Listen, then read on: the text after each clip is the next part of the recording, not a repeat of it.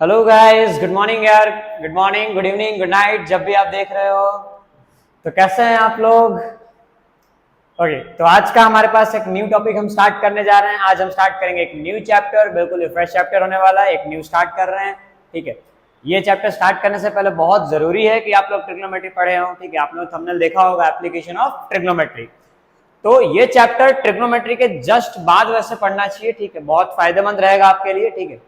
और जिन जिन लोगों ने ट्रिगो पढ़ा होगा उनके लिए चीजें काफी आसान पड़ जाएंगी, ठीक है। तो चैप्टर का नाम रहेगा अपना सम एप्लीकेशन ऑफ ट्रिग्नोमेट्री। फटाफट से पेन, कॉपी और एनसीईआरटी निकाल के बैठ जाइए और हम स्टार्ट कर रहे हैं, ठीक है। तो चलिए शुरू करते हैं यार, है ना। फटाफट से हेडिंग लगा लेना, some applications of trigonometry.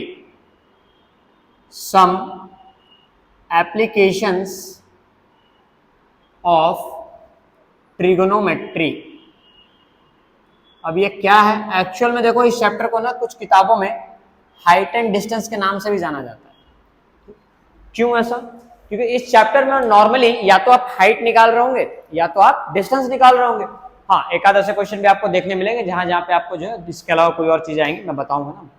But normally height या फिर डिस्टेंस वाली चीजें इसमें रहेंगी, ठीक है।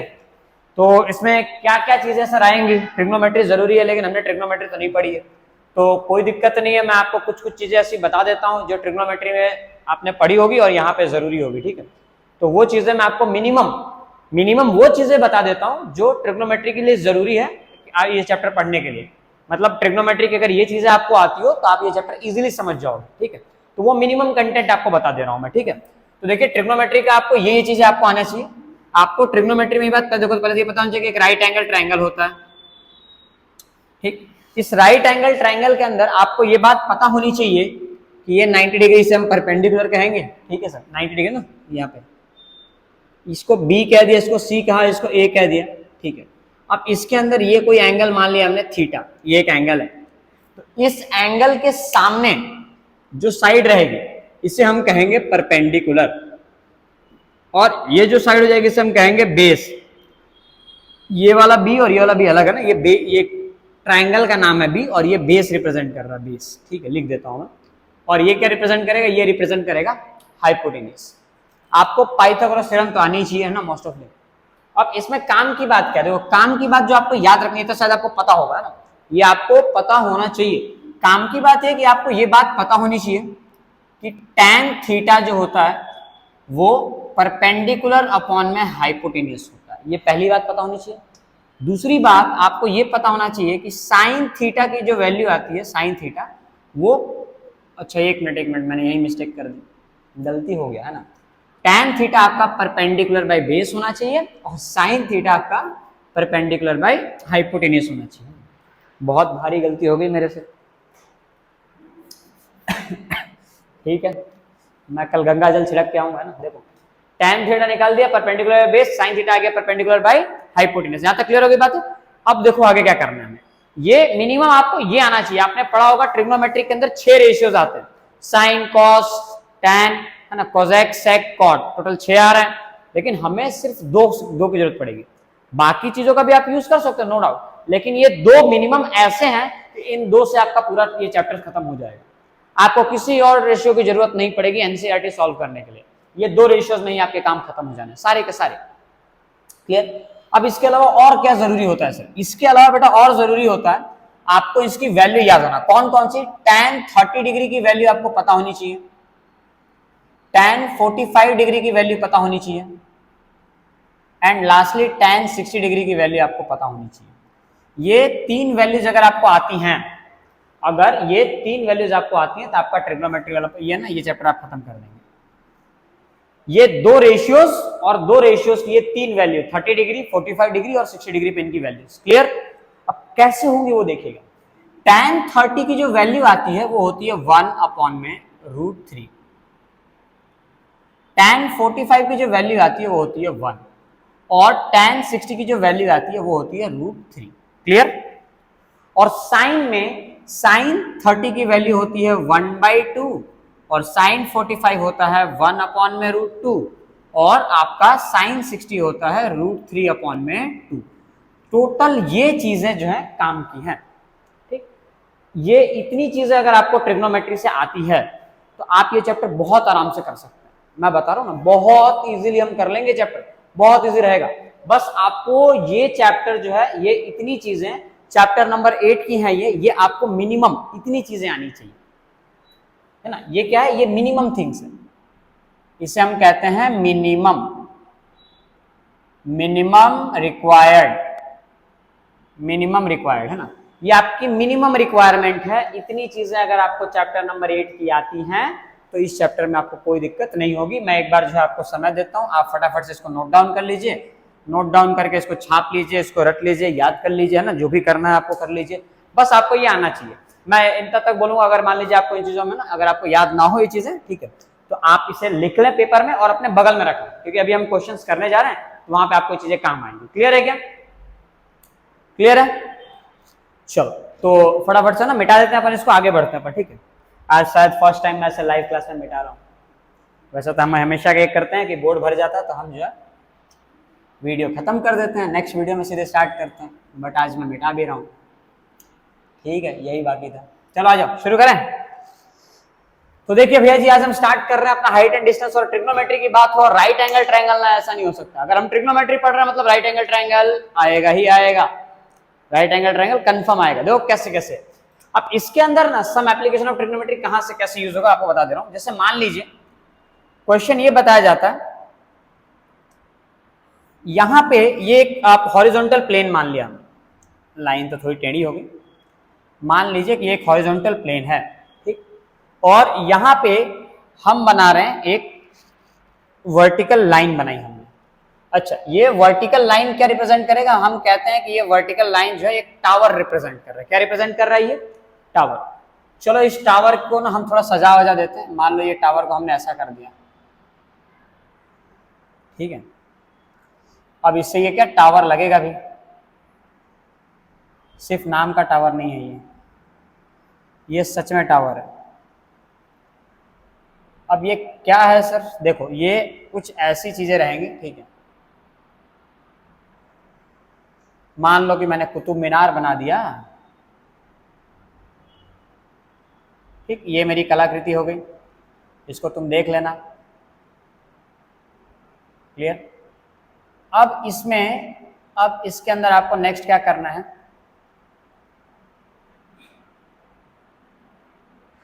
हाँ ये हमने बना दी पूरी, हमारी कलाकृति यहाँ पे खत्म होती है, समाप्त, ठीक है।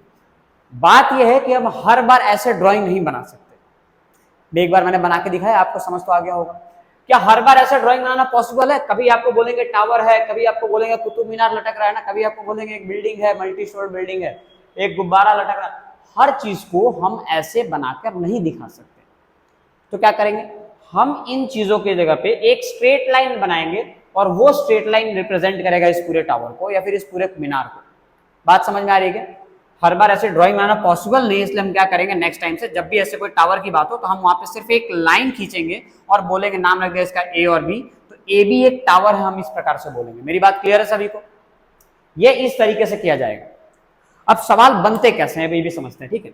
सवाल ये बनेगा आपके पास कि मान लीजिए कि यहाँ पे कोई ऑब्जर्वर है, ठीक है, कोई ऑब्जर्वर यानी जो ऑब्जर्व कर रहा है, ठीक है। कोई लड़का हो सकता है, कोई लड़की हो सकती है, कोई बुढ़ा बुढ़ी, कोई भी अंकल आंटी है ना, मम्मी पापा फूफा, जो भी आपको लगे, सब किसी को भी, कोई कुत्ता बिल्ली, सबको बिठा दो तुम यहाँ पे, क्लियर, यहां रख लो। अब क्या करेंगे सर? बात यह कि ऑब्जर्वर, हाँ अब ये भी सच है कि ऑब्जर्वर जो है जमीन के नीचे लेट के तो नहीं रहेगा, वो जमीन से कुछ हाइट पे आता है ना। मान लो कि उसके मीनार के सामने मान लो उसकी हाइट कम ही है, तो वो मिनिमम एक हाइट पे तो आएगा, और वो अपनी आंखों से देखेगा, यहां से देखेगा, ठीक, ये बात समझ में आ रही है क्या? बट ध्यान रखना, जितने भी क्वेश्चन आप सम एप्लीकेशन ऑफ ट्रिग्नोमेट्री में आप करोगे, ऑलमोस्ट सिर्फ एक या दो क्वेश्चन के अंदर, जब तक आपको बताया नहीं जाता कि ऑब्जर्वर की हाइट इतनी है, मान लो क्वेश्चन में लिखा नहीं है कि ऑब्जर्वर की कुछ हाइट है, अगर हाइट के बारे में कुछ नहीं लिखा है तो आप यहां से नहीं, आपको यहां से स्टार्ट करना होगा। ये हमारी मान्यता होगी, हम मान के चलेंगे कि ऑब्जर्वर जो है उसकी आंखें यहां पे, वो यहां से देख रहा है। ये हमारा एक छोटा सा एजम्पशन होगा ताकि क्वेश्चन इजी बन जाए। क्यों ऐसा? क्योंकि अगर आप ये चीज नहीं रखते तो आपके पास मान लो इतना हाइट हो जाएगी उसकी, तो यहां से आप बनाओगे तो फिर ये राइट एंगल ट्रायंगल बनाना मुमकिन नहीं होगा, ये यहां से फिर ट्रायंगल बनाना पड़ेगा, इतनी हाइट रह जाएगी। तो इसमें ये एरर ना है, ये गलतियां ना है, इसलिए हम इसकी हाइट को 0 मान के चलते हैं, जमीन से इसको देखा जाता है ताकि एक राइट एंगल ट्रायंगल बन जाए। अब आप देखिए, अगर मान लीजिए यहां से कोई ऑब्जर्वर देख रहा है और अगर मैं यहां से बात करूं कुछ ऐसे ड्रॉ करने की, ठीक है, तो ये चीजें जो है कुछ ऐसे होते होते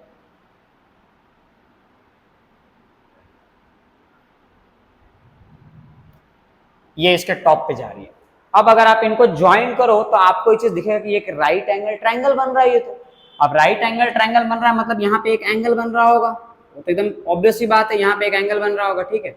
अब यहाँ एंगल बन रहा है मतलब एंगल तो हर जगह बनेगा फिर तो यार, है ना, एंगल तो ऊपर ही बन जाएगा, यहाँ पे भी एंगल बन रहा होगा और यहाँ पे, अब यहाँ पे क्या बनेगा, तो इस चीज को इसी कंसिडरेशन के लिए एरर ना आए, गलतियां ना आए, इसलिए इसको हम स्ट्रेट लाइन, बीच वाली लाइन को हम मानते हैं, ये आजू बाजू वालों को नहीं मानते। बीच वाली लाइन जो जमीन से परपेंडिकुलर हो और बाकी सबको हम भूल जाते हैं, मतलब इसे हम यहाँ पे कंसिडर करेंगे कि ये लाइन यहाँ पे जो है परपेंडिकुलर है। अब आप इसको ध्यान से देखो तो ये एक राइट एंगल ट्रायंगल बन रहा है। ये होता है हमारे क्वेश्चन सॉल्व करने का अप्रोच। इसी सवाल को अगर मैं यहाँ पे रिप्रेजेंट करना चाहूँ, देखो कैसे करेंगे। ये हमारा टावर है और यहाँ पे हमारा ऑब्जर्वर है, इस चीज को हम ध्यान से देख रहे हैं इसके टॉप पे, ये कुछ ऐसा डायग्राम बन जाएगा, ठीक है, और ये बनेगा परपेंडिकुलर, ये कुछ राइट एंगल ट्रायंगल ऐसे फॉर्म करेगा। ये होता है हमारे सवाल को अप्रोच करने का तरीका। मेरी बात एकदम क्लियर है क्या? सब कुछ समझ में आ रहा है आपको? ठीक है, इसी प्रकार से आपको चीजों को करना होता है। अब इसके अंदर कुछ कुछ चीजें जो थोड़ी बहुत जानकारी मैं आपको और उपलब्ध करा देता हूँ ना, थोड़ी बहुत जानकारी और आपको ज्ञान मालूम पड़ जाए, ठीक है। अब देखो, इसमें अगली सबसे काम की चीज की दो कंडीशन आएगी आपके सामने, है ना।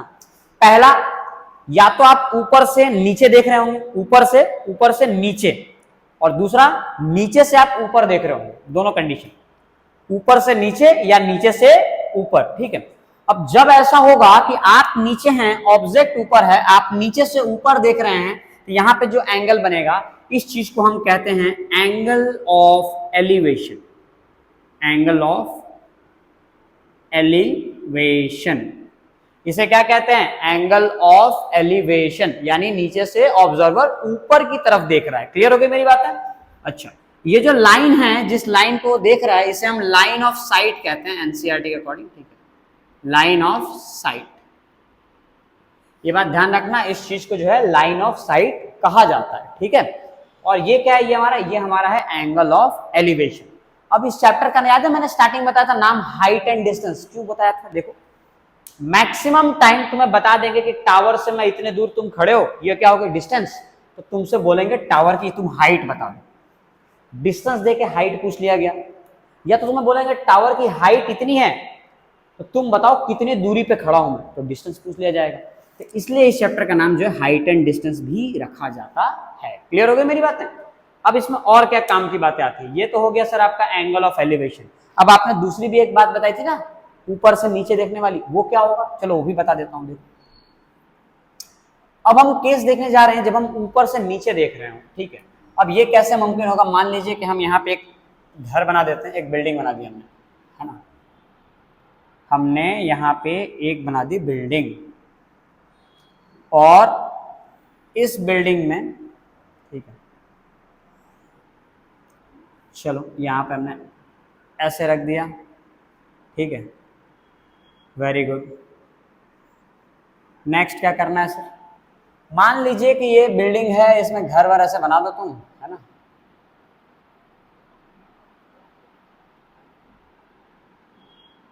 ये हमारा घर है। अब इस घर के अंदर क्या करेंगे सर? इस घर के अंदर हम ऐसा करेंगे बेटा कि इसके अंदर मान लो ना,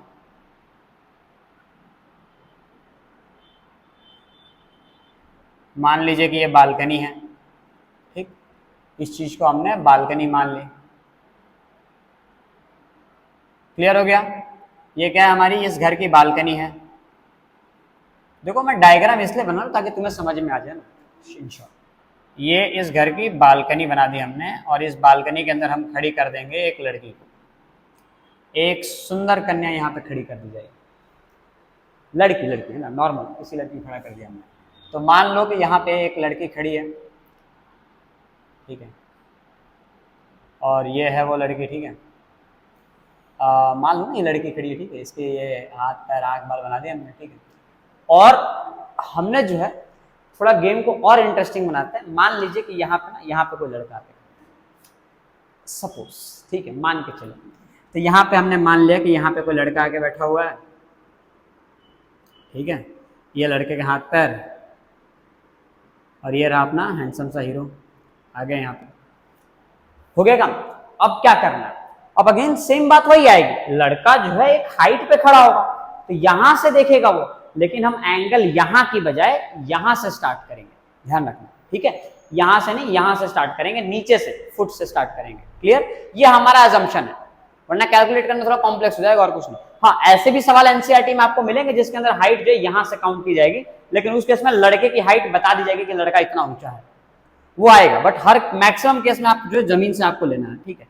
अब मान लीजिए कि अब ये लड़का है, अब ये लड़का जो है यहां से, समझ गए, ये लड़का जो है यहाँ पे आया, खड़ा हुआ, ठीक है, और ये क्या कर रहा है, ये हेलो बोल रहा है ना, इसको हेलो बोल रहा है लड़की को, ठीक है। तो ऑब्वियस सी बात है, लड़का कहाँ देख रहा होगा, ऊपर देखेगा ना, ये नीचे से ऊपर देख रहा है। चलो थोड़ा हम कहानी को और इंटरेस्टिंग बनाते हैं, ठीक है। यहाँ पे किरदार को नाम दे दिया जाता है, ठीक है। चलो तो मान लेते हैं कि ये जो लड़का है इसका नाम है पाइथागोरस। ये कौन है, ये पाइथागोरस है, ठीक है। सर फिर तो बुढ़ा होगा वो, सही बात। तो ये पाइथागोरस की बचपन की कहानी मान लेते हैं ना, पाइथागोरस यहाँ पे खड़ा है, और ये लड़की का नाम कुछ भी रख लेते हैं, ठीक है। क्या रखा लड़की का नाम, लड़की का नाम एक तो सुंदर कन्या है ना, एक लड़की है ये। अब ये इसको ऑब्जर्व कर रहा है, इसको ऑब्जर्व नहीं कर रहा, देख रहा है इसको, ठीक है, मतलब ये इसको हेलो बोलने गया, ठीक है। अब यहाँ पे आप ध्यान से जरा नोटिस करना, एक काम करता है, लड़का थोड़ी देख रहा होगा, अब आपको यहाँ पे दोनों केस समझ में आ जाएंगे। पहले लड़का जब इसको ऑब्जर्व कर रहा होगा, तब अगर हम इस पॉइंट ऑफ व्यू से देखें तो यहाँ पे जो एंगल बनेगा, क्या हम ये कह सकते हैं कि ये कौन सा एंगल है, अभी तो हमने पढ़ा कि जब भी हम नीचे से ऊपर की तरफ देख रहे हो, that is known as angle of elevation. Clear, अगर हम नीचे से देख रहे हैं, है ना, तो क्या बनेगा वो, angle of elevation. One more time करते हैं अपन, अगर हम नीचे देख रहे हो तो एंगल ऑफ एलिवेशन, यहाँ पे क्या हो जाएगा, ये भी सेम था, नीचे से ऊपर देख रहे थे, एंगल ऑफ एलिवेशन बन रहा था। अब नेक्स्ट चीज, अगर मान लो इसने इसको हेलो बोला, अब लड़की ऐसा तो रिस्पॉन्स तो देगी ना, अब सब तुम्हारी तरह थोड़ी होते हैं, रिस्पॉन्स मिलता है लोगों को। मान लो लड़की यहाँ से इसको रिस्पॉन्स दे रही है, रिस्पॉन्स मतलब इसको हेलो, हेलो बैक कहते हैं ना, हेलो बैक, मानो तुमने ऐसे हाय कहा, लड़की ने भी ऐसे हाय कर दिया। तो अब लड़की जब इसको यहां से यहां ऑब्जर्व करेगी, उस केस में अब देखो ये ऊपर से नीचे देख रही है लड़की, तो जब जब ऐसा हो कि आप ऊपर से नीचे देख रहे हो, तो यहां पे बनता है एंगल ऑफ डिप्रेशन। अब ये डिप्रेशन वाला एंगल क्या यहां बनेगा क्या, नहीं नहीं नहीं, ये एंगल यहां नहीं बनेगा, एंगल हमेशा हॉरिजॉन्टल से लिया जाएगा। तो इस वाले पॉइंट पे हॉरिजॉन्टल क्या होगा, देखो मैं आपको इस पेन से बताता हूं, रेड मार्कर से।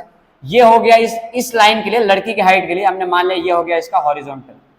क्लियर, हॉरिजॉन्टल लाइन तो यही होगी ना, और इस हॉरिजॉन्टल के लिए ये इतना डाउन है, तो ये हो गया आपका, यहाँ पे बनेगा थीटा, और इस एंगल को हम कहेंगे एंगल ऑफ, ये क्या हो जाएगा, एंगल ऑफ डिप्रेशन।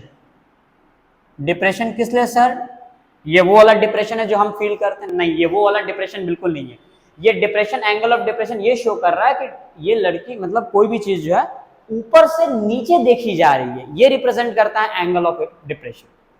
तो सर ये तो समझना बहुत मुश्किल पड़ जाएगा क्या हमारे, नहीं बिल्कुल मुश्किल नहीं पड़ेगा, आपको बता दिया जाएगा ये एंगल ऑफ एलिवेशन है, ये एंगल ऑफ डिप्रेशन, सब बोला हुआ आएगा। बात समझ में आ रही क्या, या फिर आपको बोलेंगे कि ऊपर से नीचे देख रहा, तुम खुद समझ जाओगे। और दूसरी सबसे काम की बात तो ये, कोई फर्क ही नहीं पड़ता, चाहे एंगल ऑफ एलिवेशन दिया हो, चाहे एंगल ऑफ डिप्रेशन दे रखा हो, कोई फर्क नहीं पड़ता। एंगल ऑफ डिप्रेशन दिया है, तुम एलिवेशन की जगह पे रख दो, आंसर आ जाएगा तुम्हारा। सही में मजाक नहीं कर रहा। मान लो एंगल ऑफ एलिवेशन तुम्हें डिप्रेशन दे रखा है 30 डिग्री, और मुझे ये बात समझ में नहीं है कि एंगल ऑफ डिप्रेशन 30 डिग्री रखना नहीं रखना। एंगल ऑफ डिप्रेशन 30 डिग्री दिया है, लेकिन मैंने भूल से वो 30 डिग्री यहां रख दिया एलिवेशन की जगह पे, और सवाल सॉल्व कर दिया, मेरा आंसर सही आएगा। क्या बात कर रहे हो सर, फिर पढ़ा क्यों रहे हो।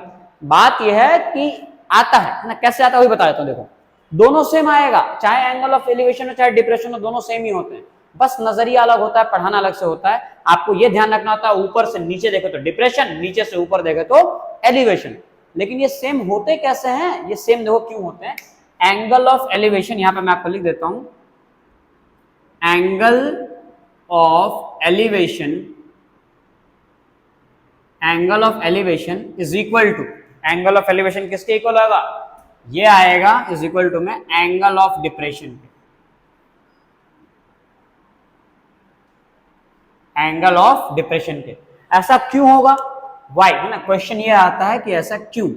देखो इस क्यों का आपको जवाब मिलेगा, ये दोनों लाइंस, ये हॉरिजॉन्टल है और ये भी हॉरिजॉन्टल है, ये दो हॉरिजॉन्टल लाइन बन रही है क्या, और ये लाइन उसको कट कर रही है। जरा एक बार थ्रोबैक, आप क्लास 9th की चीजों को जरा याद करो। आपने 9वीं कक्षा में चीज पढ़ी थी कि जब भी दो पैरेलल लाइंस को कोई लाइन यदि ऐसे इंटरसेक्ट करती है तो आपने पढ़ा था कि ये वाला एंगल जो है इस एंगल के इक्वल होता है जहां जहां जेड शेप बनता है। तो याद है क्या, इसे हम कहते हैं ऑल्टरनेट इंटीरियर एंगल। पूरा बचपन आपने 9th में पढ़ा होगा ये ऑल्टरनेट इंटीरियर एंगल। ये 7th क्लास में भी पढ़ाया जाता है बच्चों को। पढ़ा था कि नहीं पढ़ा था यार। जब भी दो पैरेलल लाइन को एक ट्रांसवर्सल इंटरसेक्ट करती है तो उसके इस साइड का एंगल इस साइड के एंगल के इक्वल आता है, पढ़ा था हमने। अब आप देखो ध्यान से, तो ये भी तो पैरेलल लाइंस है, क्लियर।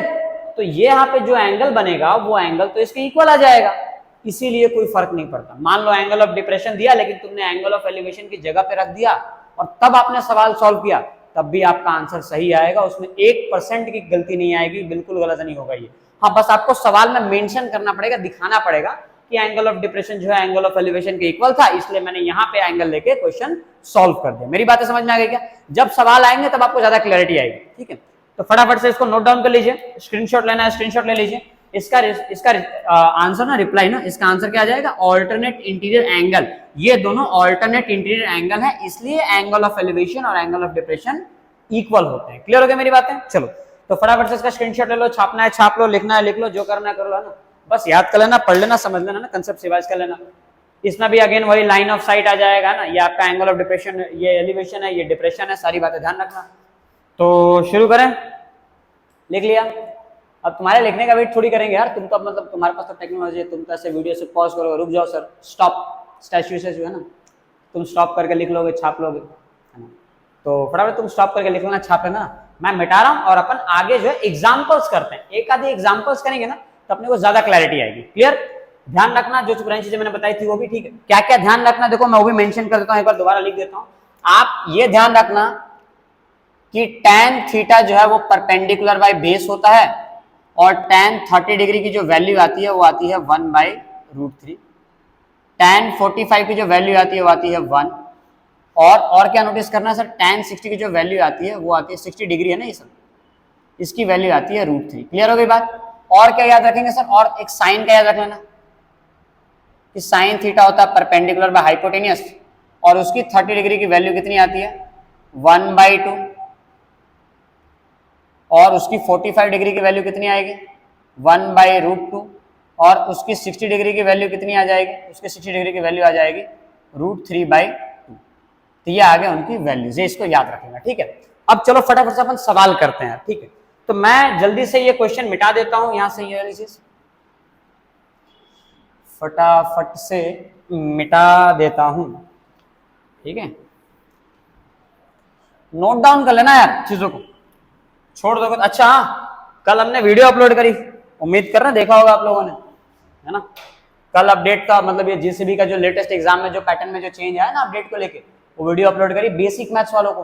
अच्छा और काम की बात है कि बेसिक मैथ्स और स्टैंडर्ड मैथ्स दोनों में जो सेक्शन ए वाला चीज है ना, कि सेक्शन ए में कितने क्वेश्चन आएंगे, सेक्शन बी में कितने आएंगे, सेक्शन सी में कितने आएंगे, सेक्शन डी में कितने आएंगे, सेक्शन ए के सवाल कितने नंबर के होंगे, बी के कितने मार्क्स के, सी के, डी के, सारी चीजें ये सब मैंने वीडियो में बता रखा है। और बेसिक के लिए स्टैंडर्ड के लिए सेम है। क्या क्या सेम है, सब कुछ सेम है क्या, नहीं सब कुछ सेम नहीं है, सिर्फ गिनी चुनी चीजें। क्या क्या, जैसे सेक्शन ए 24 मार्क्स का बेसिक में भी है और 24 मार्क्स का स्टैंडर्ड में भी है। सेक्शन बी 18 मार्क्स का है बेसिक में और स्टैंडर्ड में भी 18 मार्क्स का है। सेक्शन सी भी 18 का है बेसिक में भी और स्टैंडर्ड में भी। और सेक्शन डी जो है वो टोटल आपका 20 मार्क्स का है बेसिक में भी और 20 मार्क्स का है स्टैंडर्ड में भी। ऑप्शन में कोई बदलाव नहीं, ऑप्शन में भी कोई बदलाव नहीं है। सेक्शन ए में आपको ये भी ऑप्शन नहीं मिलेगा। सेक्शन बी के अंदर 13 सवाल होंगे, 13 में से आपको सिर्फ 9 ही करने, एनी 9। इंटरनल ऑप्शन इस बार जो है नहीं दिए हैं, जनरल ऑप्शन दिया गया। इंटरनल यानी और वाला ऑप्शन नहीं रहेगा, अब एनी का आएगा, यानी एनी 9। आपको 13 में से जो 9 पसंद आ रहे हैं आप वो 9 सवाल कर सकते हो, ठीक है। ये अपडेट सारे मैंने इसमें, और कंप्लीट डिटेल ना आपको अगर डिटेल में वीडियो देखना हो तो आपको लिंक वगैरह मिल जाएगा ना, एक बार चैनल पे सर्च करना, वहां मिल जाएगा आपको सारी वीडियोस उसमें, मतलब उसमें सारे अपडेट मैंने दे रखे हैं।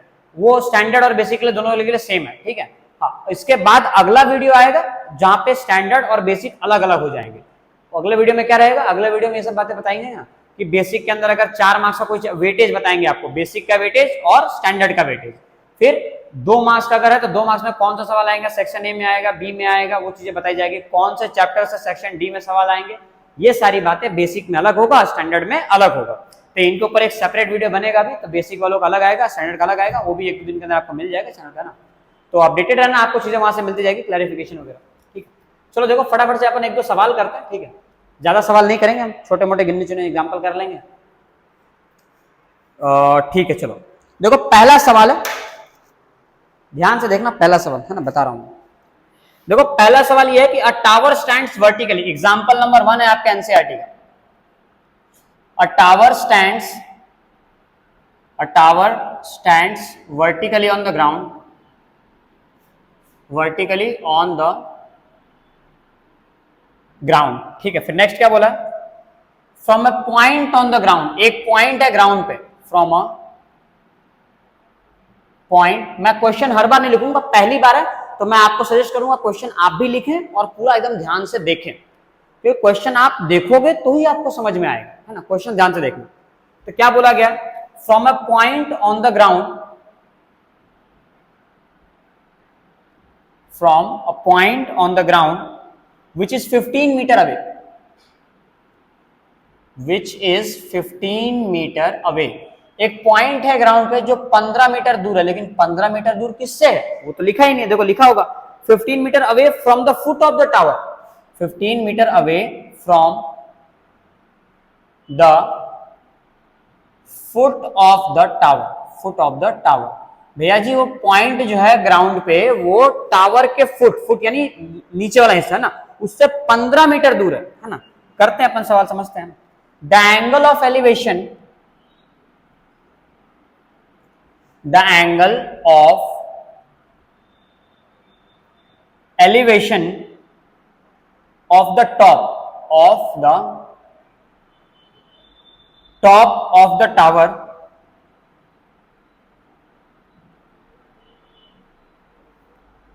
is found to be 60 degree. इसमें यही दिक्कत है, सवाल बहुत लेंदी आता है, लिखने में हाथ दुख जाएगा। इसमें मैं सवाल से पहले लिख रहा हूं found to be 60 degree. Clear, बस सवाल खत्म हो गया। सवाल क्या, find the height of the tower, find the height of the tower. ठीक है, अब इसे कैसे करेंगे ध्यान से देखना। ठीक है, देखो करने का तरीका, सबसे पहला काम इस चैप्टर के अंदर इस टाइप के क्वेश्चन को करने का तरीका, कोई भी सवाल हो इस चैप्टर का, सबसे पहले डायग्राम बनाओ। अगर आपने इस चैप्टर के अंदर अगर फिगर सही बना दिया तो समझिए आपका 50% क्वेश्चन वही सॉल्व हो जाता है। फिगर सही होना चाहिए। तो यहाँ पे फिगर बनाएंगे, अ tower stands vertically on the ground, मतलब हमें जो है एक टावर बनाना है जो वर्टिकली ग्राउंड पे ऐसे स्थित हो। तो हमने बना दिया एक टावर वर्टिकली स्थित है। और क्या बोला गया, from a point on the ground, मान लिया कि ग्राउंड पे एक पॉइंट है ना, point on the ground which is 15 metre away. मान लो कि ये टावर ए है, ए बी है, और इस पॉइंट को हमने कह दिया सी। अब उन्होंने बोला कि from a point on the ground which is 15 metre away, मतलब ये पॉइंट 15 मीटर दूर है। तो इस पॉइंट को हम इसे ज्वाइन कर रहे हैं और इसकी लेंथ हमने रख दी 15 मीटर। तो ये पॉइंट जो है 15 मीटर दूर है किससे, 15 metre away from the foot of the tower, मतलब टावर के फुट से 15 मीटर ये पॉइंट दूर है। यहां तक चीजें क्लियर हो गई। नेक्स्ट क्या बोला है, the angle of elevation, angle of elevation नीचे से ऊपर देख रहा है, तो ये हमने बना दिया टावर का, ये बन रहा है एंगल ऑफ एलिवेशन। अब एंगल ऑफ एलिवेशन के साथ angle of elevation of the top of the tower is found to be 60 degree. ये कितना आ गया, 60 डिग्री आ गया। एंगल ऑफ एलिवेशन इस टावर के टॉप का, टॉप पे देख रहे हैं ना, इस टावर के टॉप का एंगल ऑफ एलिवेशन 60 डिग्री है। ये बात हमें बताई गई है। अब ऑब्वियस सी बात है, टावर टेढ़ा मेढ़ा तो होता नहीं है, मतलब ये परपेंडिकुलर होने वाला है। मतलब यहाँ पे देखो आप देख पाओगे कि ये हर एक क्वेश्चन के अंदर राइट एंगल ट्रायंगल बन गया। ए बी क्या है, टावर है। हमने यहाँ पे लिखेंगे, हम यहाँ पे let A B represents, let A B represent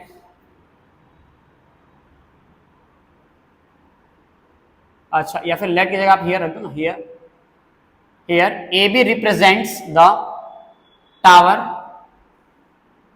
of height h, of height h। हमने क्या लिखा कि यहाँ पे ए बी क्या रिप्रेजेंट कर रहा है, ए बी एक टावर को रिप्रेजेंट कर रहा है जिसकी हाइट कितनी है h। यहां तक बात क्लियर हो गई?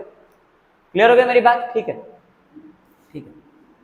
Late there be a point, let C be a point, C को हमने एक पॉइंट मान लिया, C be a point which is 15 metre away, 15 metre away from the foot of the tower. जो पॉइंट सी है वो 15 मीटर दूर है, कहां से? From the foot of the tower, हमने मान लिया। अब हम ट्रिग्नोमेट्री लगाएंगे। नाउ अब अपन कह सकते हैं now according to question, according to question, question के अकॉर्डिंग हमें इसकी हाइट निकालनी है, ठीक है। नाउ अकॉर्डिंग टू क्वेश्चन हम ये चीज क्या जानते हैं, ये चीज दिख रहा है कि एबीसी जो है एक राइट एंगल ट्रायंगल है, ठीक है। तो हम यहाँ पे कह सकते हैं tan थीटा, अगर मैं यहाँ पे tan थीटा लगाना चाहूँ क्योंकि मेरे पास ये दिया हुआ है और ये निकालना है, तो मैं इस एंगल पे tan लगा रहा हूँ। तो हम जानते हैं कि tan थीटा की वैल्यू होती है परपेंडिकुलर बाई बेस। थीटा कितना है? 60 है, तो मैंने यहाँ पे रखा tan 60 degree is equal to perpendicular कितना आ जाएगा? ए बी, है ना, यहीं पे लिखते हैं परपेंडिकुलर कितना था? ए बी, और बेस कितना है इसका? BC। क्लियर? अब इसलिए मैंने कहा था कि वैल्यूज यहां पर लिख के याद करना। देखो tan theta perpendicular by base, तो ये थीटा के सामने ये परपेंडिकुलर है, ये बेस तुम्हें काम आ गया, tan theta perpendicular by base. फिर एंगल कितना है? 60 डिग्री, तो tan 60 की वैल्यू यहां से देखना √3 आ जाएगी। यहाँ पे tan 60 जगह क्या रखेंगे अपने लाइन में? अगले लाइन में अपन रखेंगे √3। क्लियर? तो perpendicular by base AB, AB की लेंथ कितनी है? h, और BC कितना है सर? 15 रख दीजिए। tan 60 की वैल्यू आ गई √3 इज इक्वल टू h/15। यहां से 15 को क्रॉस मल्टीप्लाई करेंगे, आपको मिलेगा हाइट इज इक्वल टू 15 √3। ये आ गई आपको उस टावर की हाइट मिल गई, ये आपको उस टावर की हाइट मिल गई। ध्यान से देखना, एक बार फिर से समझा रहा हूं। tan थीटा होता है परपेंडिकुलर बाय बेस, लिख दिया हमने, परपेंडिकुलर यानी AB और बेस यानी BC, रख दिया AB बाय BC। अब थीटा की जगह पर रखेंगे 60 डिग्री यानी tan 60, और tan 60 की वैल्यू होती है √3, क्योंकि हमने अभी भी याद किया था, रख दिया हमने यहाँ पे। और ये AB की जगह पे हाइट यानी h, और बेस था 15 मीटर अवे, तो 15 रख दिया हमने। यहां से देखो आपको डिस्टेंस दिया था, टावर की हाइट निकाली, देखो हाइट एंड डिस्टेंस सवाल, 15 √3 आपका आंसर आ गया। इतने इजीली आप सारे क्वेश्चन को कर पाओगे, बहुत इजीली आप कर पाएंगे। हाँ, इसको अगर और ज्यादा सिंप्लीफाई करना तो इसको और ज्यादा सिंप्लीफाई किया जाता है। देखो इसमें याद किया जाता है कि √3 की जो वैल्यू आती है 1.73, इसको याद कर लिया जाता है ना, इस चीज को आप याद कर लेना, लर्न, इसे आप याद कर लेना, है ना। क्यों? कई बार इसको सिंप्लीफाई करके आंसर दिया रहता है यहाँ पे ना, इस चीज को मैं यहाँ लिखता हूँ सिंप्लीफाई, यानी h is equal to 15 into 1.73। लोग इसको मल्टीप्लाई करके भी आंसर लिखते हैं, ठीक है। तो इसको आप जब मल्टीप्लाई करो तो आपको इसमें हाइट की वैल्यू मिल जाएगी 15 3 = 45, कैरी बच गया 4, 15 7 = 105, 4 109, 10 15 1 = 15 और 10 25, यानी आपको दो ये 25.95 मीटर ये जो है टावर की हाइट आ जाएगी। समझ में आ गई क्या बात? तो ये √3 की वैल्यू इसलिए याद रखते हैं, कई बार क्वेश्चन को सिंप्लीफाई करके इस फॉर्म में लिखना पड़ता है अगर आपको ऑप्शन मैच करने हुए तो, ठीक है। तो ये था हमारा हाइट एंड डिस्टेंस का पूरा एक्सप्लेनेशन, ठीक है, इसका इंट्रोडक्शन पार्ट। और हमने एक सवाल भी कर लिया जो पहला एग्जांपल था, जो बहुत ही बेसिक सा सवाल था, जिससे आपको हाइट एंड डिस्टेंस का कंसेप्ट भी क्लियर हो जाएगा और कब कैसे कौन सी चीज को अप्लाई करना है ये बात भी आप समझ जाएंगे, ठीक है। तो आज के वीडियो में हम सिर्फ इतना ही रखने वाले हैं ताकि लेक्चर बहुत ज्यादा लेंदी ना जाए, आप बहुत ज्यादा बोर ना हो जाओ। एक दिन में वैसे भी ज्यादा नहीं पढ़नी चाहिए ना। हाँ, इस बात को खुश हो गए सर हमारे साथ। देखो बेटा, रियलिटी तो यही है, पढ़ाई तो तुम्हें करनी पड़ेगी और दूसरा कोई रास्ता नहीं है, कोई रास्ता नहीं होता, कोई शॉर्टकट नहीं होता। एनीवेज, ठीक है, पढ़ाई तो आप करते रहें।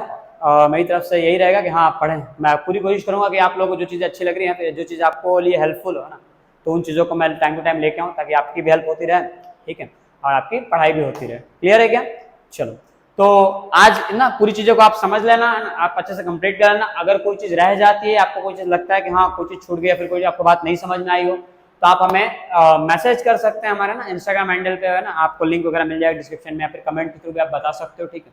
नेक्स्ट वीडियो किस चैप्टर पे चाहिए, किस टॉपिक पे चाहिए, वो भी आप हमें बता सकते हो। वहां से हम आपको जो है अपडेट आपको मिल जाएगा, कमेंट्स वगैरह के थ्रू आपको रिप्लाई मिल जाएंगे, ठीक है।